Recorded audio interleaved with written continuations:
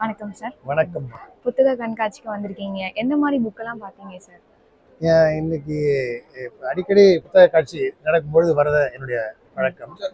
இந்த தடவை வந்து பக்தி இலக்கியம் சம்பந்தமான புத்தகங்கள்லாம் கொஞ்சம் தேடலாம் அப்படின்னு சொல்லி வந்தேன். நிறைய புத்தகங்கள் பார்க்கக்கூடிய வாய்ப்பு கிடைச்சது.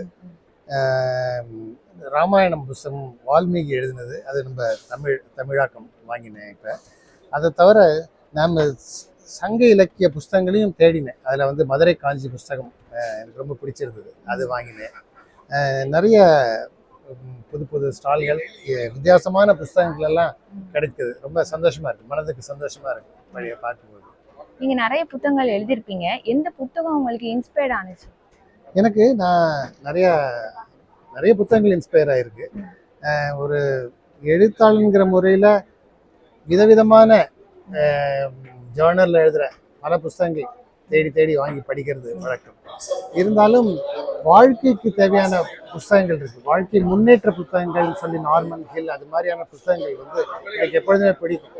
காரணம் என்னன்னாக்கா, அந்த முயற்சியை கைவிடாமல் தொடர்ந்து செய்வதற்கான புத்தகங்கள் என்னென்ன இருக்கோ அதை நான் தேடி படிக்கிறது வழக்கம். சார், நீங்க படித்த முதல் புத்தகம் எது? ஆலம் விழுது அப்படிங்கிற ஒரு புத்தகம். அது வந்து குழந்தைகள் சம்பந்தப்பட்ட புத்தகம். அது பின்னால படமாக கூட வந்தது. அந்த புத்தகத்துக்காக அந்த வார இதழில் வந்தது. அது வரும்போது அதற்காக காத்திருந்து படிப்போம். குழந்தைகளாக இருக்கும்போது காத்திருந்து படிப்போம். அதுக்கப்புறம் நிறைய புத்தகங்கள், அதாவது அந்த வயது மாற மாற அந்த இளமையின் பருவத்தில் இளமைக்கு தகுந்த புத்தகங்கள், அது மாதிரி தேடி தேடி படிக்கக்கூடிய வாய்ப்பு கிடைத்தது.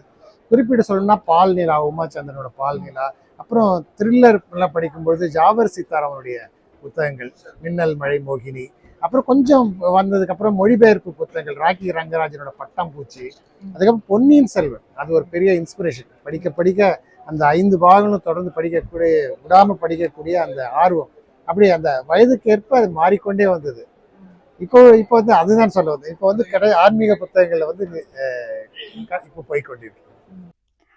உங்களுக்கு வந்து வாசிப்பு பழக்கத்தை வந்து யாரு ஏற்படுத்தினா, எந்த வயதில்? எனக்கு வந்து என்னுடைய நண்பருடைய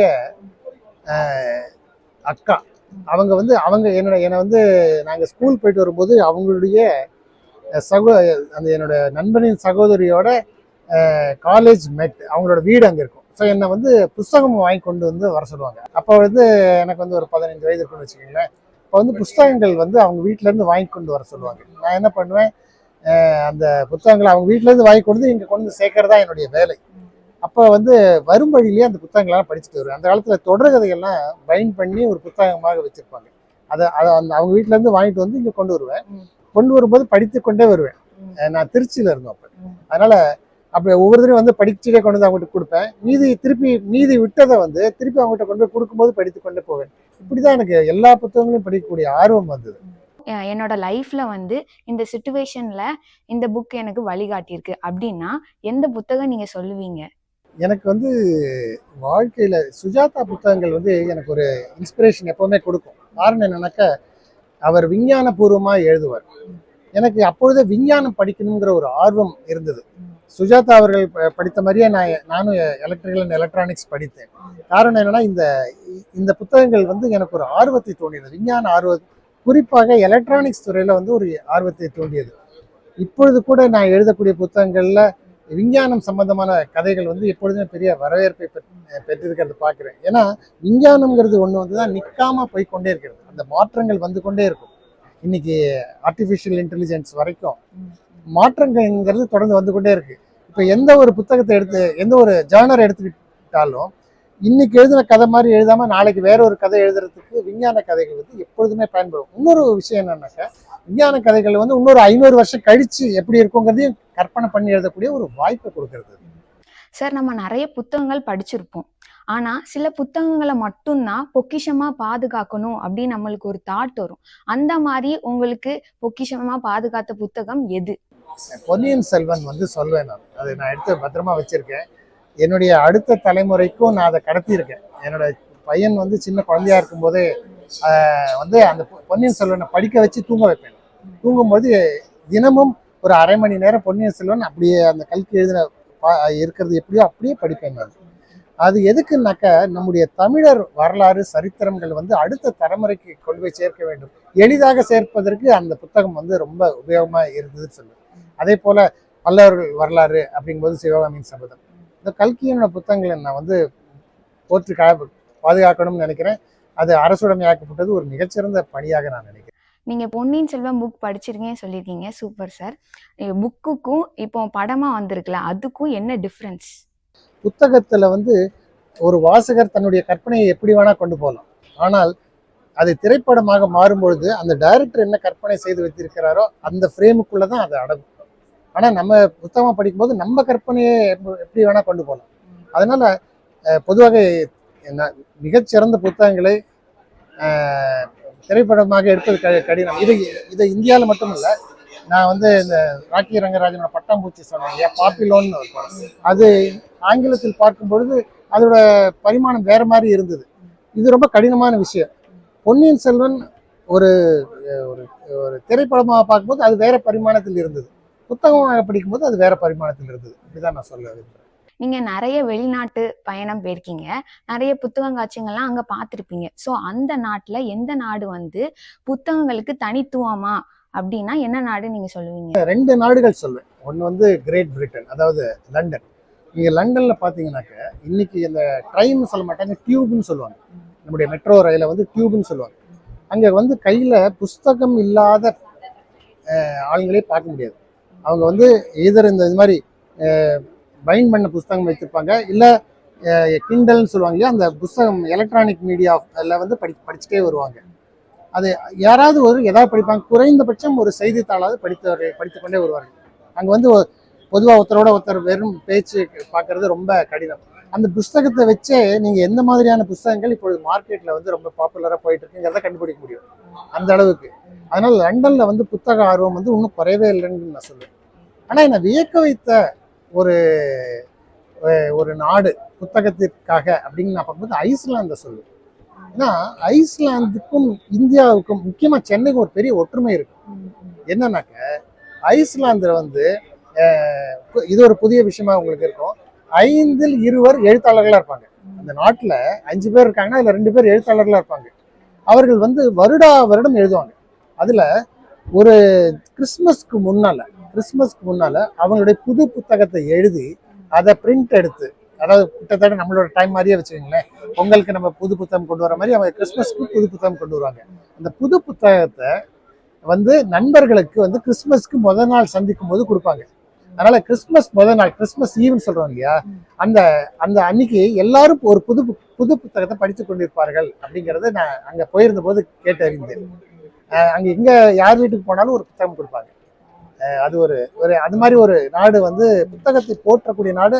ஏற்கனவே நோபல் பரிசு வாங்கின நாடு புத்தகத்திற்காக, அது அந்த ஐஸ்லாந்து.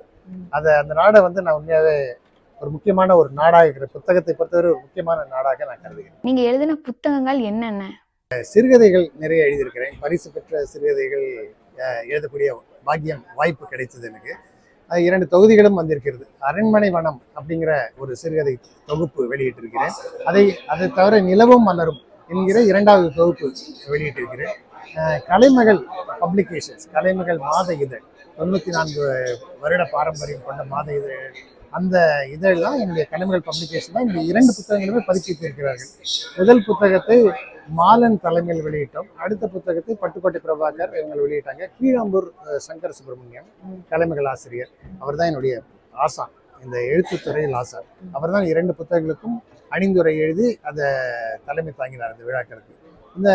இந்த புத்தகங்கள் எழுதக்கூடிய இந்த முதன் புத்தகமான அரண்மனை வனம், அந்த அரண்மனை வனம்ங்கிறது ஊர்மிளை வந்து அரண்மனையில் இருந்த பொழுது அவருடைய மன ஓட்டங்கள் எப்படி இருந்திருக்கும், லக்ஷ்மணன் காட்டுக்கு போகும்போது அவருடைய மன ஓட்டங்கள் எப்படி இருக்கும், திரும்பி வந்ததுக்கு அப்புறம் எப்படி இருக்குங்கிறத வச்சு ஊர்மிளையை அடிப்படையாக வைத்து நான் ஒரு சிறுகதை எழுதினேன். அது பெரிய அளவுக்கு பாராட்டுதல் பெற்ற சிறுகதை. அதை தலைப்பாக வைத்து அரண்மனை வனம், ஏன்னா அவளுக்கு அரண்மனை தான் வனமாக இருந்தது, அதற்காக அப்படி எழுதினேன். அந்த புத்தகம் வந்து பெரிய வரவேற்பை பெற்றது. அது வந்து திருப்பூர் தமிழ் சங்கத்தின் முதல் பரிசை பெற்றது. அது ஒரு பெரிய பாராட்டாக நான் கருதுகிறேன். கவிதை ஒரு பரிசும் அதற்கு கிடைத்தது. அதுபோல 2வது புத்தகமான நிலவும் மலரும் நிறைய பரிசு பெற்ற சிறுகதைகள் அடங்கிய தொகுப்பாக வெளிவந்தது. தொடர்ந்து என்னுடைய புத்தகங்கள், நாவல்கள் வெளிவந்து கொண்டிருக்கின்றன. வாசகர்கள் என் மீது பெரிய அன்பை வைத்திருக்கிறார்கள். அவர்களுக்கும் என்னோட மனமார்ந்த நன்றியை இந்த தருணத்தில் தெரிவித்துக் கொள்கிறேன். அதே மாதிரி என்னுடைய புத்தகங்களை, என்னுடைய சிறுகதைகளை போட்ட பத்திரிகை ஆசிரியர்கள் அத்தனை பேருக்கும் என்னுடைய நன்றியை நான் தெரிவித்துக் கொள்கிறது இந்த நேரத்தில் தெரிவித்துக் கொள்கிறேன். சார், எங்களை மாதிரி யங்ஸ்டர்ஸ்க்கு ஒரு கவிதை இல்ல ஒரு கதை எழுதணும்னா எந்த மாதிரி நீங்க டிப்ஸ் சொல்வீங்க? சிறுகதை எழுதணும் அப்படிங்கிற ஆர்வம் நிச்சயமா இளைஞர்களுக்கு இருக்குங்கிறத நான் ஒத்துக்கிறேன். நிறைய பேர் முகநூல்களில் கூட அல்லது சோசியல் மீடியாவில் மிக நல்லா எழுதுறாங்க. நான் வந்து இன்னும் வளர்ந்து வர எழுத்தாளர் அப்படின்னு தான் நான் நினைக்கிறேன். அதனால் நான் உங்களுக்கு டிப்ஸ் சொல்கிற அளவுக்கு நான் இன்னும் வளரணும்னு நான் நினைக்கிறேன். இருந்தாலும் ஒரு சிறுகதைக்கு வந்து ஒரு சரியான ஆரம்பம், ஒரு சரியான நடைப்போக்கு, ஒரு சரியான முடிவு இருக்கணும் அப்படின்னு நான் நினைக்கிறேன். அதாவது முடிவு என்பது எல்லோருக்கும் புரியக்கூடிய ஒரு முடிவாக இருக்கணும். முடிவை வாசகர்கள் அனுமானிக்கக்கூடிய வகையில் விடலாம், அதுல ஒரு தவறு இல்லை. ஆனா அதை சரியாக அனுமானிக்க வேண்டிய அளவுக்கு கொண்டு வரணுங்கிற முக்கியத்துவம் அந்த சிறுகதைக்கு கொடுக்கணும். சிறுகதைக்குன்னு ஒரு அறம் இருக்கு. அதனால சிறுகதை எதுவெல்லாம் சிறுகதை என்று நல்ல சிறுகதையாக தேர்ந்தெடுக்கப்படுகிறது என்றால் அதற்குள் ஒரு அறம், ஒரு செய்தி இருக்கணும். ஒரு டேக் அவேன்னு சொல்லுவாங்க இல்லையா, அதுல இருந்து ஏதோ ஒரு செய்தி மக்களுக்கு இருக்கணும். அப்படி எழுதுறத வந்து ஒரு குறிக்கோளாக வைத்து கொண்டு எழுதினாலே நல்ல சிறுகதைகள் மலரும் அப்படின்னு நான் நினைக்கிறேன். உண்மையாவே இந்த புத்தக கண்காட்சி பார்க்கும்போது மலைப்பா இருக்கு. எல்லா புத்தகத்தையும் வாங்கணும்னு ஆசை இருக்கு. எல்லா புத்தகத்தையும் வாங்குறதுக்கு வசதி இருந்தால் கூட படிப்பதற்கு முடியுமா அப்படிங்கிற இது இருக்கு. ஏன்னா வாங்குற புத்தகங்கள் கண்டிப்பாக படிக்கணுங்கிற ஒரு மனநிலை இருக்கு. ஏன்னா அடுத்த புத்தக காட்சி வரைக்கும் அதை வச்சிடக்கூடாது. ஆனா இதை எதுக்கு நம்ம வரும்பொழுதே ஒரு விதமான தெளிவு வேண்டியிருக்கும். நான் இன்று வரும்பொழுது இந்த மாதிரியான புத்தகங்களை பார்க்க விரும்புகிறேன். முக்கியமாக புது எழுத்தாளர்களுக்கு நான் முக்கியத்துவம் கொடுக்கிறேன். ஏன்னாக்கா பழைய எழுத்தாளர்கள் நிறைய படிக்கும் பொழுது அவருடைய பாணி எப்படி இருக்கும் அப்படிங்கிறது ஓரளவுக்கு அனுமானிக்க முடியும். ஆனால் புது எழுத்தாளர் இருக்கும்போது சில சமயம் ஆச்சரியங்கள் இருக்கும். சில சமயம் நல் முத்துக்கள் அப்படியே விளைந்திருக்கும். தெரியாம ஒரு ஒரு முத்து அடி ஆழத்திலிருந்து வரும்.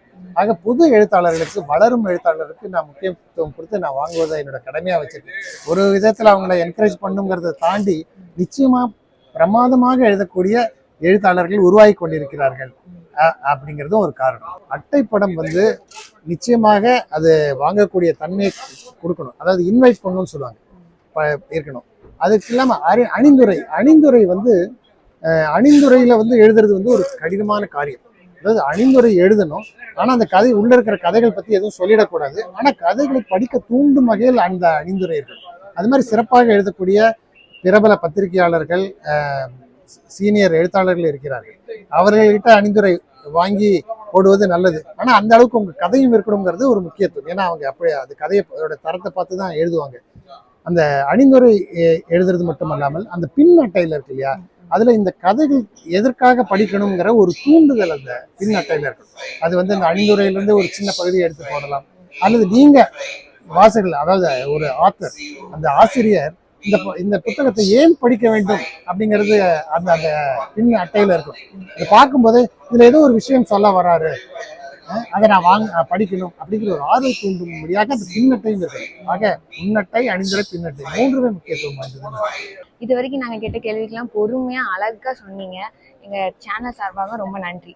ரொம்ப நன்றிமா. புது யுகம் நான் மிகவும் விரும்பி பார்க்கிற ஒரு சேனல். அதுவும் புதிய தலைமுறை வந்து செய்திகள் வித்தியாசமாக கொடுக்கக்கூடிய ஒரு சேனல். இந்த சேனல்ல எனக்கு ஒரு வாய்ப்பு கொடுத்து எனக்கு இந்த ஒரு வாய்ப்பு கிடைத்தது மிகப்பெரிய பாக்கியமாக கருதுகிறேன். உங்களுக்கு பொங்கல் வாழ்த்துக்கள். நம்முடைய அன்பர்கள், நேயர்கள், வாசகர்கள் அத்தனை பேருக்கும் இந்த நிகழ்ச்சி தயாரிப்பாளர் உட்பட அனைவருக்கும் பொங்கல் வாழ்த்துக்கள்.